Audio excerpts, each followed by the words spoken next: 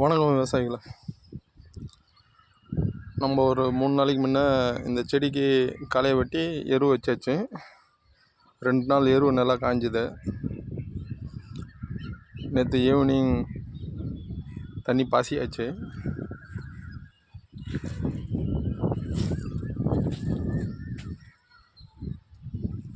தண்ணி பாசிட்டோம். இதுக்கு மேலே களையை விட்டு வச்சுக்கிறேன். இந்த களையை எதுக்காக விட்டுக்கிறோன்னா,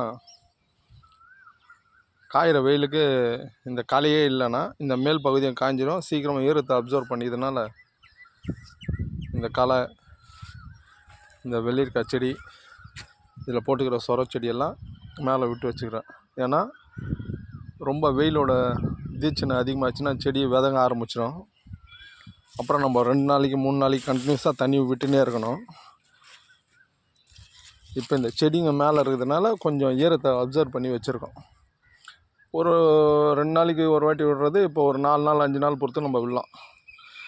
இந்த மேலே இருக்கிற செடிங்கனால அது ஈரத்தை வெளிக்காது சீக்கிரம். இதே செடியில் அதை பச்சல் பார்த்தா இதெல்லாம் நாளைக்கே பதம் வந்துடும் களை வெட்டுற அளவுக்கு. அதனால் செடி கொஞ்சம் வளர்ச்சி நல்லா வர வரைக்கும் நம்ம இப்படி தான் வச்சுருக்கணும் இவரை. அதுக்கப்புறம் ஆளை வச்சு களையை சீவி ரெடி பண்ணிக்க வேண்டியது தான் இவரை. ஏன்னா அதுக்கப்புறம் சித்திரை போயிடுச்சிங்கன்னா வைகாசி மாதம்லாம் மழை வர ஆரம்பிச்சிடும். அப்போ நம்மளுக்கு இது மேலே இருக்கிற களையே தேவையில்லை, நம்ம செடிக்கு இன்னும் ஃப்ரீயாக பண்ணி விட்டுடலாம். அப்போ